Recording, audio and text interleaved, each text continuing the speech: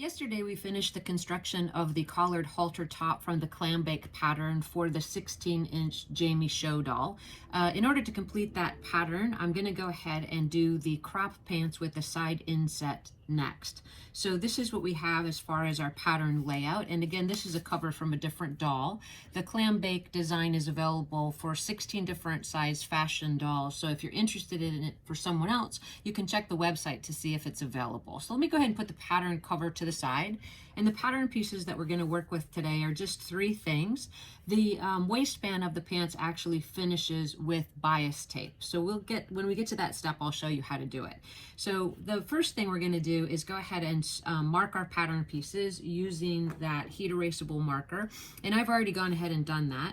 I put a hole in the place where the dart in the pants back ends, as well as where that crotch seam ends, and then also went ahead and marked where the side pant inset is going to match up with the front and the back of the pants. So I have little marks already made with my heat erasable marker.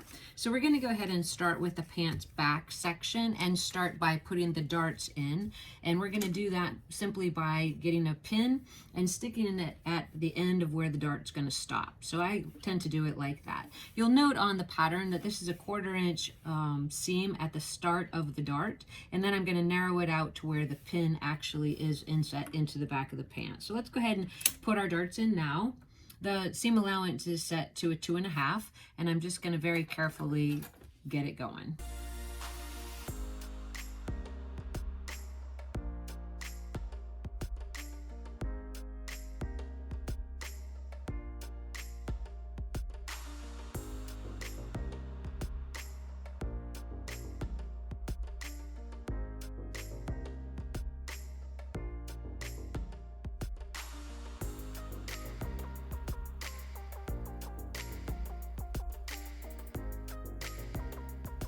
Once you have the dart sewn in the back of the pants, the next thing you're going to do is just go ahead and take the inset pieces and put them right sides together to those pants back sections and sew them in place. And you can add a lot of pins here if you need to, but the inset is going to match up exactly with the side of the pant, so I'm just going to skip the pins and just sew it in place.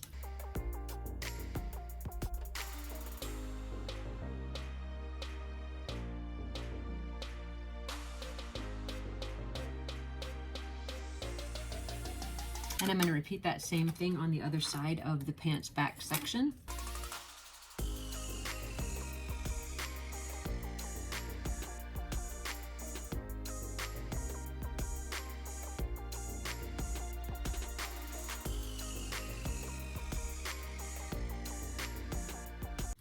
All right, so we have the pants back sewn and then the side inset for the back of the pants sewn as well. So we're going to go ahead and take and sew the front section to the side inset also.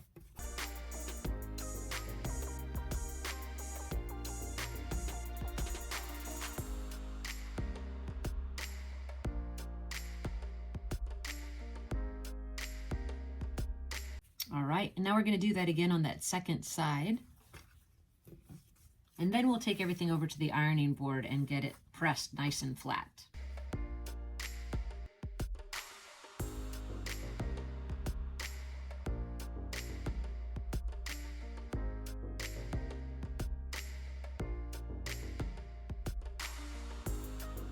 So we have both of our insets in. So let's go ahead and press that open and decide if we want to top stitch the side of the pants.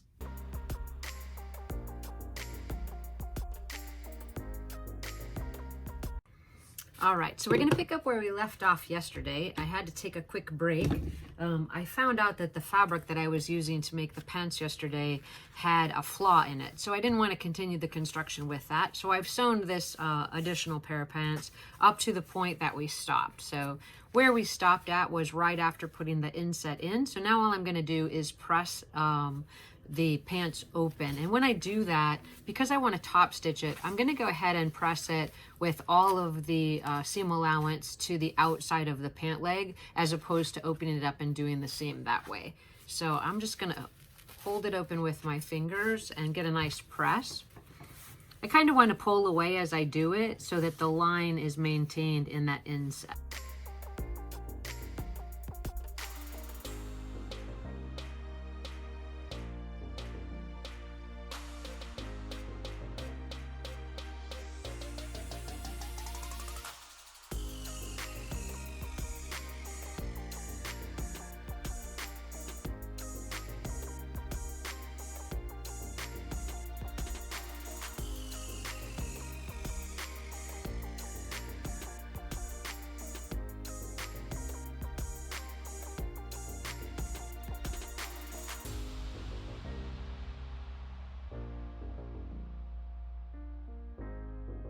All right, so now we have both sides done.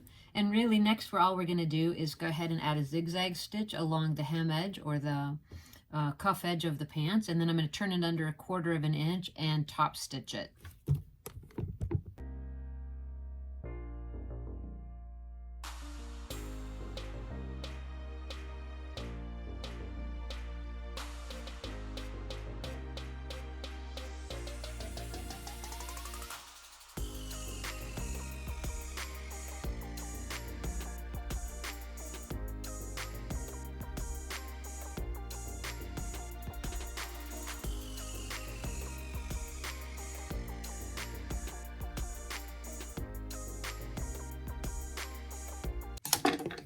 All right, we're making really good progress. So we have left and right of the pants finished. And now what we're gonna do is we're gonna go ahead and sew it together with the center front crotch seam. So we're just gonna place them right sides together and sew right along here.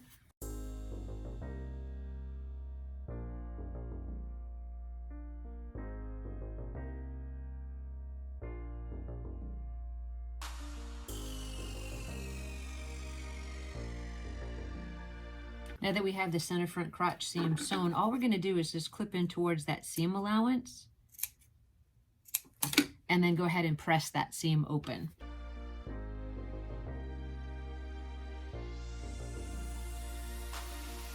Now that we have the center front crotch seam finished, we're going to go ahead and sew the back crotch seam, and you'll notice on the pattern that there's a dot indicated where you're going to stop that seam. So just go ahead and reference back to that. I have it marked here with my heat erasable marker. So I'm going to sew from the raw edge to that dot, and then I'm going to reinforce that by doing a few back stitches to make sure that that seam doesn't come loose.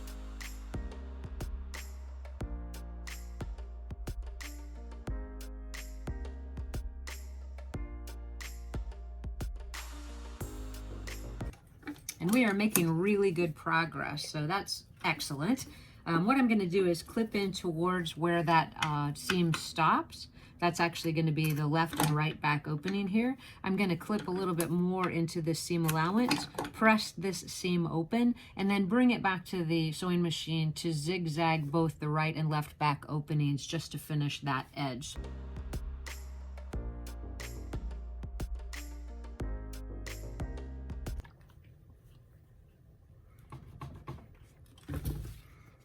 When you turn the pants right side out, you'll be able to see the way that they're going to close. So looking at it from this direction, this is the left back opening, and this is the right. The right is going to go under, and the left back opening is going to fold under to match up with that seam. So that's actually going to be the back of the pants. So I'm going to put just a light ironing fold there to remind myself of how much the pants are going to fold under, and take it back over to the sewing machine to zigzag the left and right back opening.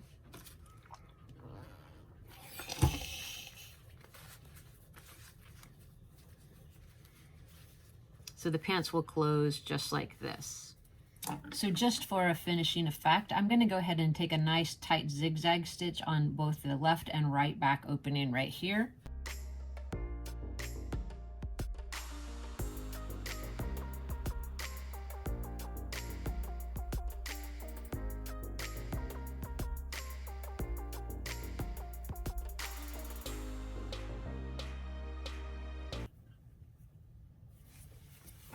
All right, now what we're going to do is we're going to sew the pants front to back together at the inner thigh seam. So we're going to match the cuff edge of the pants as well as the center of the front and back crotch seam. Make sure those line up, and then sew that inner thigh leg seam.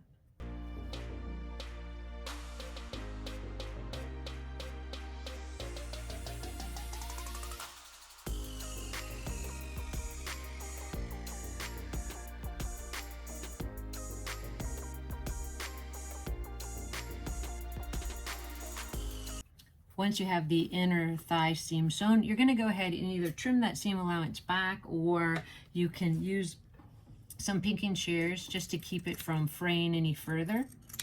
Cotton tends not to fray too much, so this step is really just personal preference.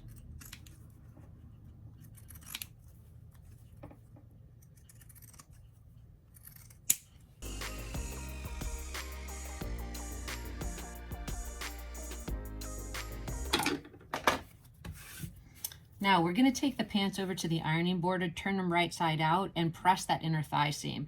And this is a really good point where you want to stop and make sure you get that pressed really well, because the very next step is going to be to apply that waistband, and we're almost finished.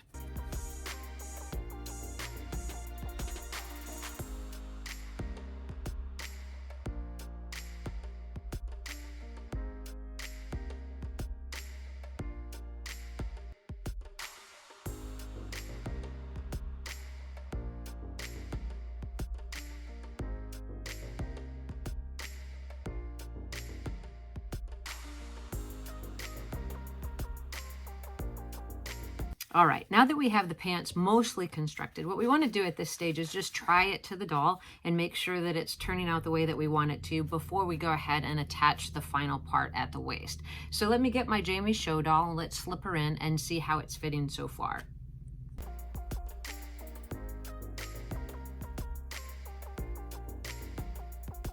All right, so we're using the 16-inch Jamie show doll as our model, and she's wearing the clam bake halter top that we constructed a few days ago in another video.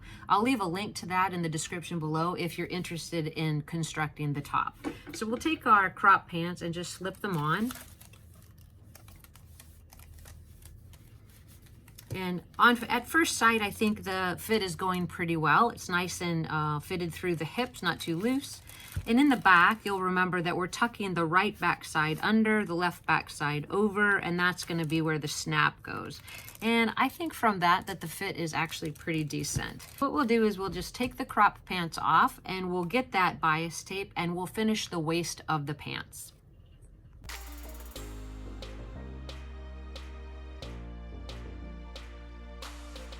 All right, well, we're almost finished with the pants, and I'm really excited about that. The problem that I've run into is they don't have bias tape that's the appropriate color to finish these pants.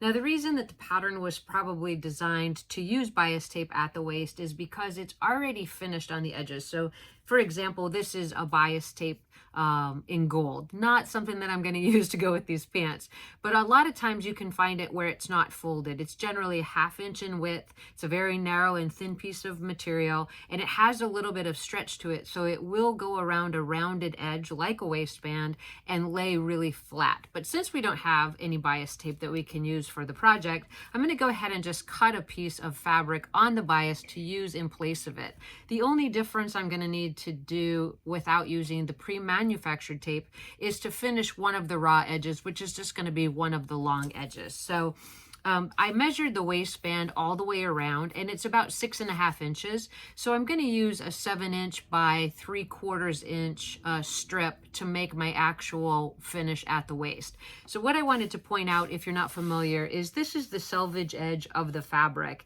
and your fabric is going to be running this way and this way. So in order to cut something on the bias or to get that rounding or stretching effect to the fabric, you want to make sure that you lay a piece or you create your strip in a diagonal so it's cutting across both grains. So if I cut it this way, I get stretch. If I cut it straight, there isn't any stretch and it's not going to lay flat. So if you do decide to use this method of cutting your own waist facing, you just want to remember to cut it on diagonal to the selvage edge of the fabric, so it's going to be just like that. And that's what I've done here. So let's take this over to the sewing machine and finish one of the long edges, and then place it to the top of the pants and sew it in place.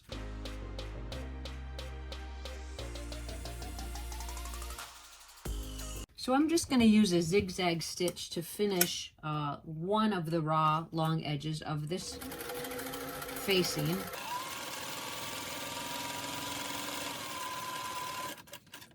And as I said, I cut it a little bit longer than the actual measurement of the waist. So I am going to have to cut the excess off once I have sewn it to the pants. So with right sides together, starting at the right back opening, I'm just going to line it up perfectly, sew it all the way around the top, and then cut the excess off at the left back opening.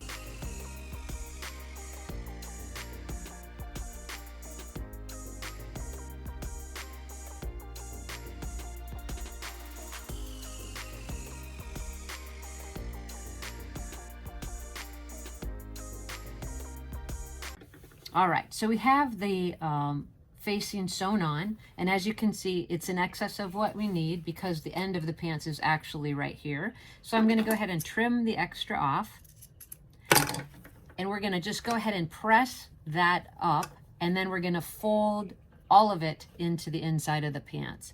Once we press that, we can go ahead and finish that top edge with just maybe 1/8 of an inch top stitch from the edge of the actual pant. So let's go ahead and do that now.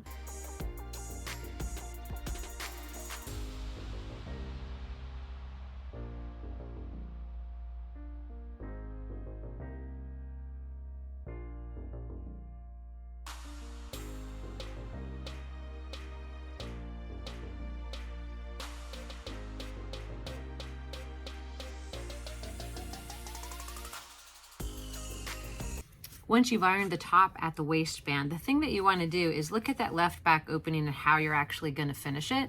So what I like to do is fold it under and then have the facing also folded under and then fold it over. And that way it's just going to line up with the other side of the pants and create a nice clean back opening. Now I've already tried it to the doll, so I think that the fit is proper. So what I'm going to go ahead and do is do that top stitching from the edge about 1/8 of an inch in all the way around. Then I'm going to mark the placement for the snaps and try it just to make sure that I got the right placement for the doll, and then sew them in place, and then I'm going to get a couple final pictures and see how these little crop pants turned out.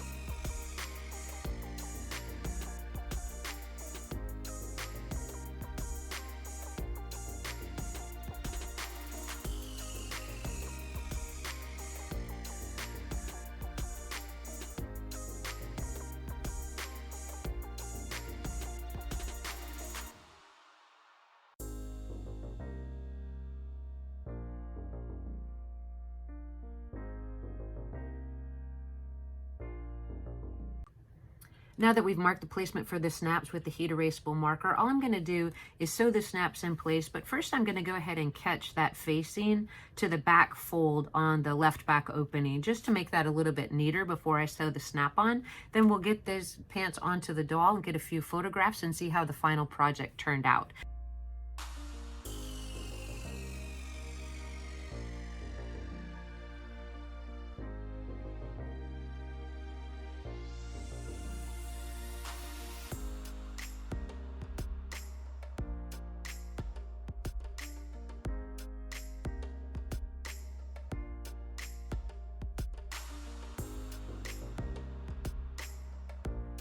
In order to finish our project, all we have to do is give those pants one last final press and get a fit to the doll.